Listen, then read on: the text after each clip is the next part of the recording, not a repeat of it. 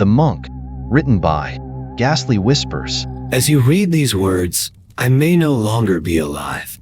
Or perhaps we are sitting in a sterile courtroom, my fate hanging in the balance. My name is Julie Mason, and at the time of writing this, I am 22 years old and a psychology student at the prestigious Columbia University. The beginning of this story takes us back to October 2023, on a chilly evening when I made the familiar walk to nightclub, hoping to find some handsome guy or gorgeous babe to pass the time with. After indulging in a few drinks and brushing off the advances of unwanted suitors, I grew increasingly bored and frustrated. "I can't believe I keep subjecting myself to this cesspool," I exclaimed, gesturing around me at the same dull faces and shitty music. "What a waste of time." A sensual voice whispered in my ear, "Why do you keep coming then?" I could feel her hot breath on my skin as she handed me a blood-red drink, her gaze piercing into my soul. "Routine," I replied, trying not to succumb to her hypnotic stare. "My mother always said I'm a creature of habit. Moving to New York hasn't changed me." She smiled. "So you're an outsider," she said with a soft voice, tracing a finger along the rim of her glass. "That makes you even more intriguing." I couldn't tear my eyes away from hers. I couldn't deny the pull she had on me. "What's your name?" I said, feeling the urgency rise within me. She leaned in closer, her lips brushing against my ear as she whispered her reply. "Dalia." I felt captivated and unnerved at the same time. She was exactly the type of person I had been seeking. Just as the situation seemed exciting, a man stepped in. He was tall and built like a professional athlete, his muscles rippling under his shirt. Normally, I might have found him attractive, but at that moment, I couldn't stand the sight of him. He was nothing more than an irritating fly buzzing around me. "Get lost, moron." The woman spat venomously, dismissing him with a flick of her hand. We both laughed hard at the loser. I couldn't take my eyes off her as I took a sip of the drink she handed me. Her red lipstick still lingered on the glass, and I couldn't resist the twisted thought of drinking from that exact spot. Her jet black bangs framed her face perfectly, and her leather top barely contained her generously endowed bosoms. "You don't seem to be from around here either," I commented, intrigued by her foreign accent. "I come from a far-off place. But tell me about yourself. Do you miss your parents now that you've moved to New York?" she asked. "No, I'm an independent girl now." "Yay. I only see them during holidays," I replied, finishing the last drop of my blood-red drink. "Do you have any siblings? A possessive boyfriend?" Dalia asked with a mischievous smile. "Nope. I'm a lonely girl in this world, ugh," I responded, secretly hoping for her to make a move. "Well, why don't we go have some fun?" Dalia suggested with a devilish grin. We headed to the dance floor, but as the strobe lights flashed and the bass pounded, I started to feel increasingly lightheaded and disoriented. Dalia grabbed my hand and urged me outside, saying, "This environment isn't good for you. Let's get some fresh air." I was hopelessly disoriented at this point. I vaguely recall the bouncer stopping us at the exit and Dalia whispering something in his ear before we finally emerged into the cold night air. The chill momentarily revived me, but it wasn't long until a heavy lethargy began to consume me once more. "Keep moving, darling. Get your blood flowing," Dalia whispered in my ear seductively. We wandered through narrow alleyways, the moon casting a crimson hue upon us. My mind was clouded and I could barely even speak. "Stay with me, my dear. We're almost there." Dalia's voice dripped with alluring malice as she led me deeper into the dark unknown. Out of nowhere, I found myself kneeling in front of a sleek, black limousine. The doors opened to reveal a group of shadowy figures, their faces hidden behind blood-red robes and grotesque masks. Dalia's voice echoed in the background, but it was distorted and unnatural. They pulled me inside and everything became a blur. My mind was playing tricks on me, distorting reality. They took me to an unknown location and strapped me down onto a cold stone table. I could feel their hands all over me, violating me in ways unimaginable. Their demonic voices filled the air as they chanted ancient incantations, and I think I may have heard Dalia's voice too, but I couldn't be sure.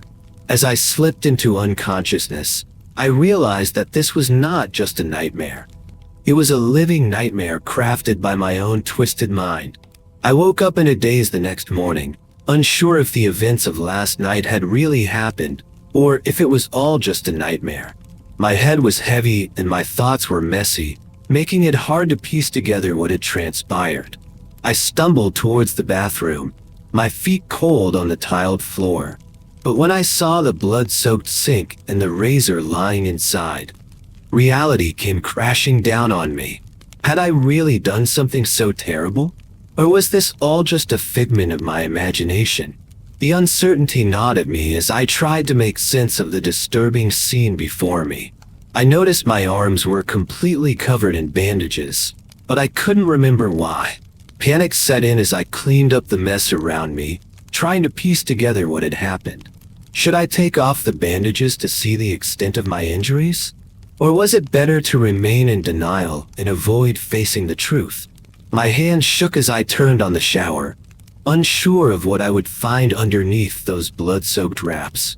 My arms throbbed with a terrifying pain as I noticed the numerous cuts crisscrossing over my skin. After stumbling into the shower, I carefully cleaned and bandaged them once again. Exhausted and dizzy, I checked my phone to find a message waiting for me on WhatsApp. My heart sank as I listened to the message from Dalia. "Babe, I'm so sorry to have left early last night. It seems you had a bit too much to drink and things got out of hand with that razor. You really scared me, but don't worry, I saved you once again. Call me as soon as you're feeling better, and we'll make plans to meet up. Kisses, Dalia." I headed to the kitchen, craving a cup of hot chocolate to soothe my nerves. But as I turned on the TV for some background noise, I was met with a news report about a missing girl who was found dead. The details made my stomach churn. Cuts all over her body and completely drained of blood. A familiar feeling eroded me as I couldn't shake off the resemblance to the scars on my own arms. Despite the unsettling news, I still reached out to Dalia, and we agreed to meet again at the club later that night. My stomach was in knots at the thought of seeing Dalia again, a mix of excitement and fear. But deep down, I couldn't shake the feeling that she was telling the truth. As I aimlessly wandered around the club, my eyes scanned the room until they landed on her. She sat alone at a table, adorned in a stunning red dress that hugged her curves perfectly. A lit cigarette dangled from an aristocratic holder between her fingers, defying the club's strict no-smoking policy. But in this moment, it seemed like no one cared about rules or regulations with someone as alluring as Dalia in their presence. My voice trembled as I greeted her, my nerves tangled in anticipation. Dalia rose from her seat and pulled me into a deep, passionate French kiss. My heart raced with desire. "How are you?" she asked, her eyes focused on me with a mixture of concern and lust. I couldn't help but feel the need to explain myself. "It's been tough being alone in this big city," I stuttered. But Dalia reassured me with a seductive smile. "You're not alone anymore," she purred, guiding me to sit next to her on the couch. And in that moment, I knew she was right. With her by my side, I felt safe, desired, and alive. The rest of the evening was a blast as we talked and flirted relentlessly. My mind still raced with confusion, trying to make sense of her story about taking care of me during my suicide attempt, but her words were like a soothing balm, erasing any trace of fear or doubt in my mind. I couldn't tell if it was the alcohol's doing or her calming presence, but this time I felt really happy and comfortable. This time I wasn't overcome by the drowsiness of the previous night. As the hours passed, Dalia's impatience became palpable. Her eyes were filled with a seductive gleam as she leaned closer to me. "How about we do something a little more thrilling?" she whispered, a sly smirk playing on her lips. My heart raced at the thought. "What did you have in mind?" "It's a secret," she teased, her voice dripping with sensuality. "Do you like secrets?" A shiver ran down my spine, and I couldn't help but laugh, caught up in her alluring aura. Little did she know, I was already intrigued by whatever game she wanted to play. As we stumbled out of the loud, crowded nightclub, I noticed a police detective speaking with the bouncer. He was a super tall dude, dressed in a cool green coat, and giving me and Dalia the side eye. My heart started pounding as I remembered the news reports about a girl found dead without blood. Dalia's behavior suddenly seemed suspicious as she quickly pulled me away and called for a taxi. "The fun starts now," she said, kissing me passionately. As soon as the taxi pulled up, our hands were all over each other. I couldn't even tell you the route we took, too consumed with Dalia's soft lips and eager touch. As we arrived, the driver slyly offered us a free ride, as if he was familiar with Dalia's insatiable cravings. Dalia gave him a sly grin, and I knew this night was just getting started. We stumbled upon a magnificent medieval castle, tucked away in the dense woods. The towering structure loomed over us, its ancient stone walls shining under the bright, full moon. As we approached, it seemed to emit an otherworldly aura, as if beckoning us closer. The gate creaked open with a creepy sound, as if granting us permission to enter its mysterious realm. "Follow me," Dalia exclaimed, eagerly leading the way. "What is this place?" I inquired, feeling both curious and a bit apprehensive. "If I tell you, then it won't be a secret anymore," she replied with a clever smile. We strolled through a regal and meticulously maintained garden, the vibrant colors of blooming flowers catching our eyes at every turn. In the center stood a grand fountain, adorned with intricate sculptures that resembled bats in flight. The sound of bubbling water added to the soothing atmosphere as we made our way to the front door. Dalia paused for a moment before knocking 3 times with her delicate hand, the sound echoing through the tranquil surroundings. Through the peephole, a pair of curious eyes could be seen before the door creaked open. As we stepped in, our eyes were met with a breathtaking sight. A grand entrance hall that seemed to belong in another era. The opulent furnishings and decor evoked images from 19th century period films, exuding an air of antiquity and grandeur. A surreal atmosphere seemed to envelop us, as if we had been transported through time. But what caught my attention most was the figure standing at the foot of a magnificent staircase. He towered over us, dressed in a striking red robe and wearing a haunting mask that sent shivers down my spine.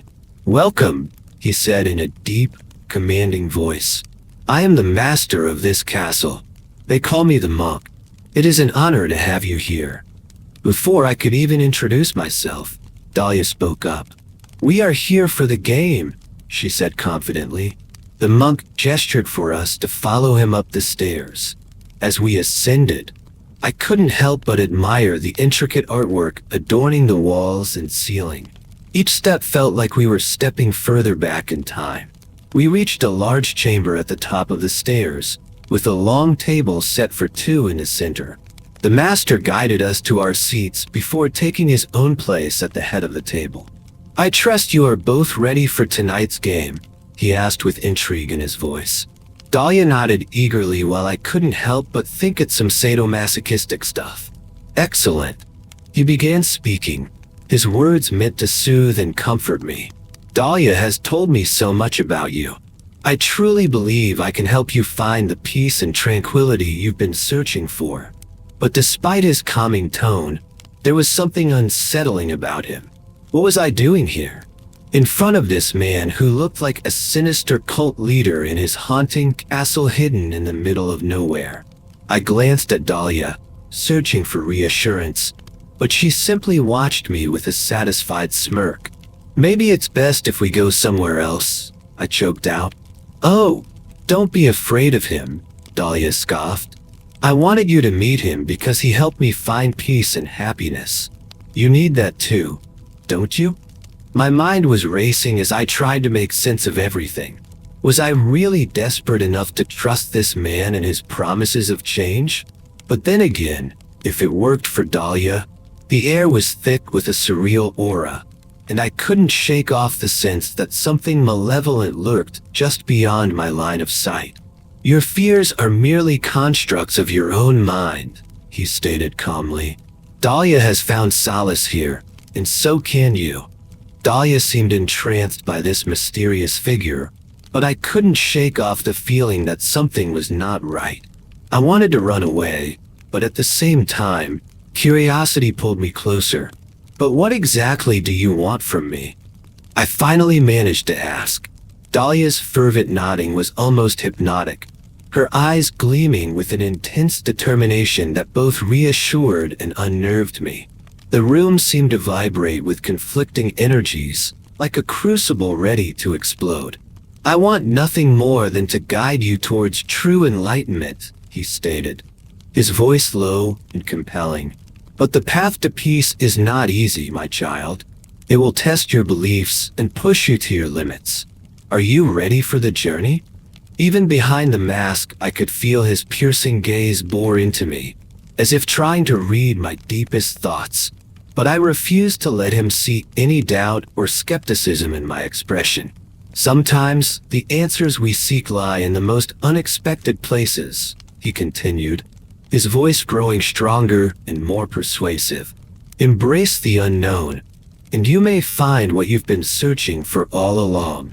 As he spoke, my eyes were drawn to the unsettling statue, silently standing in the corner of the room.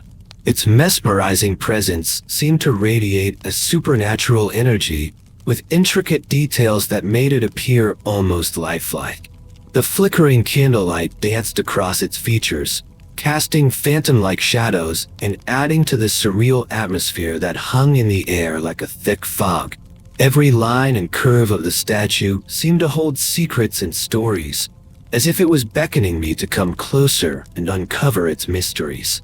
The monk's steps were measured and purposeful as he approached the statue, sensing that I had noticed something unusual about it.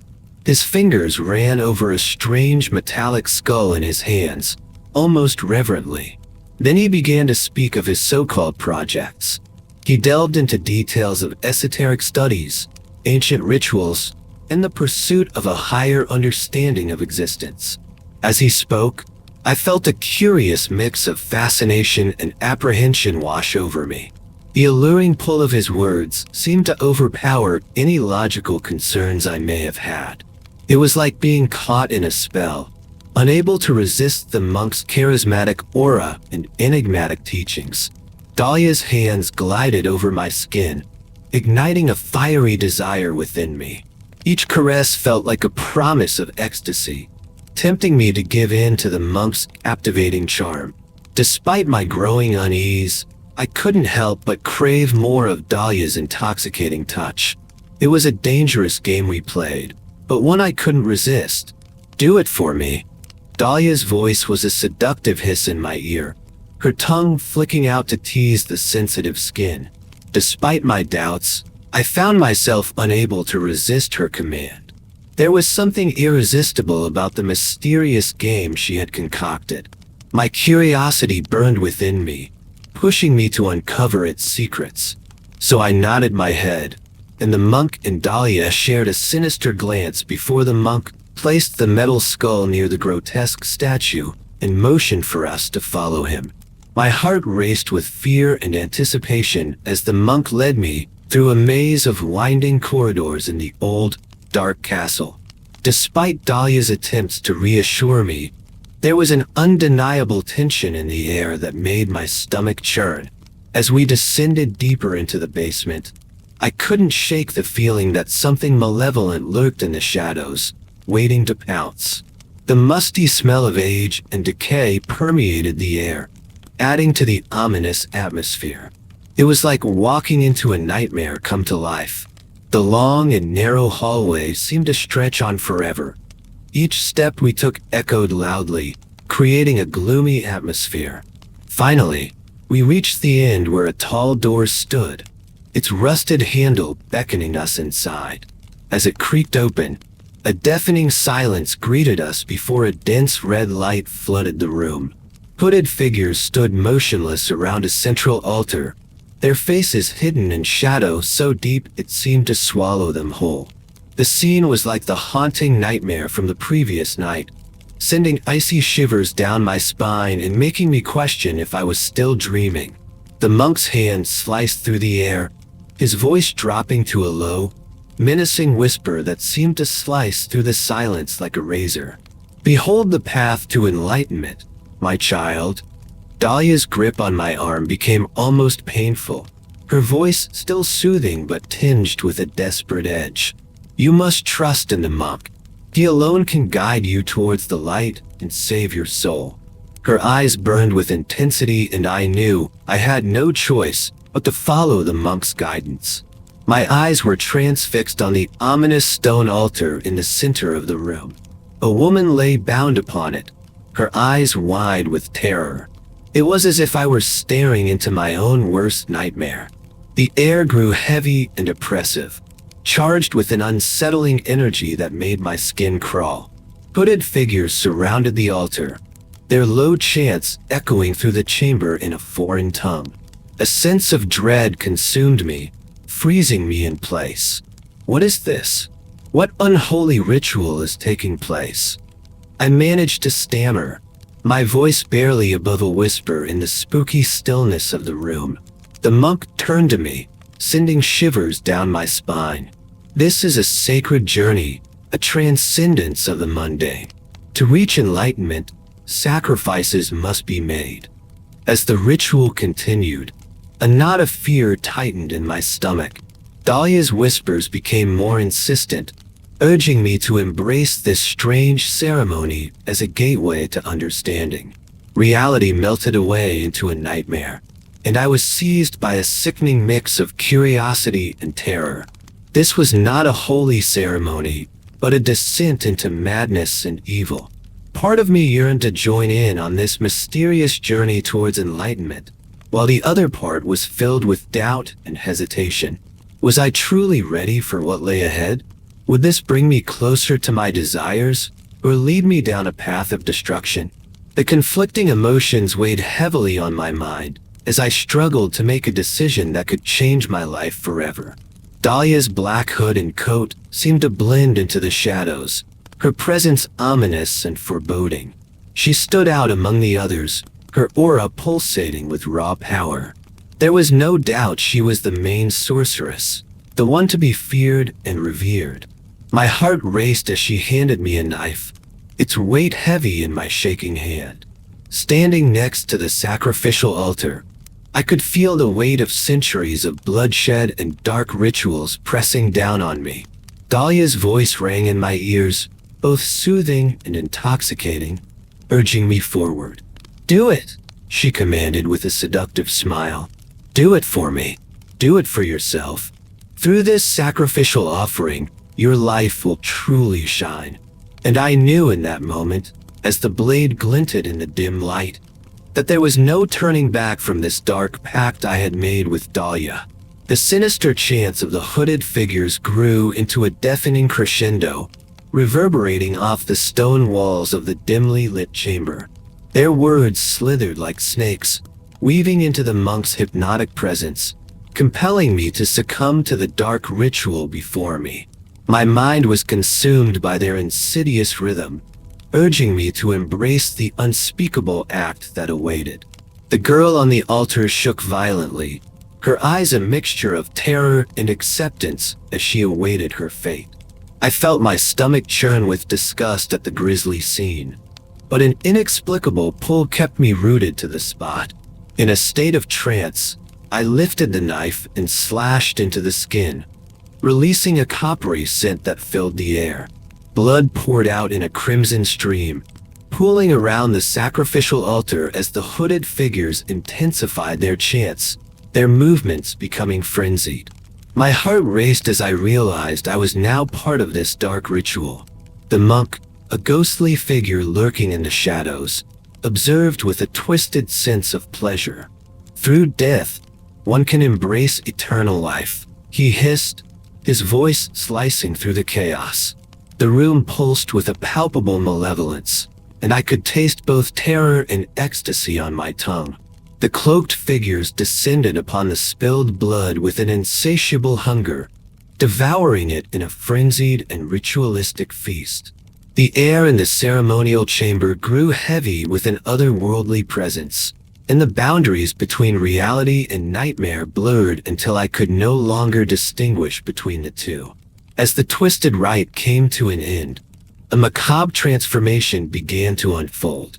The air crackled with a malevolent energy, and the line between life and death blurred into a grotesque dance of shadows. As I stood there, both witness and unwilling participant in this vile ceremony, a sickening realization hit me. I had sealed my fate by choosing to be here. This was far beyond anything I could have imagined, and I knew that the consequences of my choices would haunt me forever. At this point, Dalia led me away from the unsettling ritual. We sought refuge in a near room, and as we were finally alone, the tension that had built up seemed to twist into an all-consuming desire. With a fierce hunger, Dalia shed her sorceress vest, baring her naked body in front of me. Her eyes gleamed with pride as she whispered seductively, inviting me to join her in this twisted game of power and pleasure. And as the sounds of our frenzied lovemaking echoed through the room, I couldn't help but wonder if this was just another part of her dark magic, or if it was my own desires. Our bodies were entwined in a passionate embrace, but a nagging suspicion gnawed at the back of my mind. It felt like someone or something was watching us, judging every move we made. Was it the monk, the mysterious hooded figures that roamed these halls, or some other nameless entity? Dalia's sweet words and declarations of love only added to my inner turmoil. As much as I wanted to believe in our love, and as we continued our lascivious union, I couldn't help but wonder if our choices were part of a larger, sinister scheme. The next day, Dalia called a cab for me. It was the same driver as last night, and he gave me a sly wink. On the way home, I was overwhelmed with guilt. The memories of the horrific night haunted me. The realization that I had taken a life weighed on me like an insurmountable burden, and the possibility of becoming the next victim threatened my sanity. It dawned on me that I had gotten caught up in a sinister web that would lead to my demise. I got back to my place and saw a missed call from Detective Robinson. He was the tall policeman from the club last night. He told me he was investigating on the girl who was found dead without any blood in her body, and thought that the club might be involved in recruiting victims. He said he was talking to everyone who goes there. The mere mention of going to the police filled me with dread. On one hand, I wanted justice for what had happened, but on the other, I feared for my own safety. Would speaking up only make things worse? My mind raced with all the possible outcomes, each one more terrifying than the last. I was torn between seeking justice and protecting myself. The decision felt impossible to make. I'm writing this down, but I'll probably get rid of it after hooking up with Dalia and taking out another girl. Something weird happened to me last night. Maybe I'm turning evil like the monk. Maybe I deserve to die for what I did. But just in case things go wrong, I hope someone will understand how serious this is. My story is my only way to ask for help, a desperate shout for people to know about the scary stuff going on in this castle. But honestly, I'm scared that no one will believe me. Will anyone actually listen? Right now, I'm super scared that I won't make it out alive. Every creak and shadow makes me jump, and my heart beats so fast it might burst out of my chest. It's like someone's watching me, but I can't see them. But they've sent me home twice before, so maybe there's a reason for everything? At least that's what I really want to believe. If I were to suddenly stop writing this testimony, it would be a sign that the darkness had consumed me entirely and I'm gone for good. but I still have a tiny bit of hope left. Maybe someone else can figure out how to stop the monster castle and save us all. Do you like secrets? Dalia asked me yesterday. Fuck yeah, I do. They make me think of my beloved one. Now enough with this shit. I can't wait to see Dalia again. Thanks for watching. Please like, share, and subscribe to listen to similar stories in future.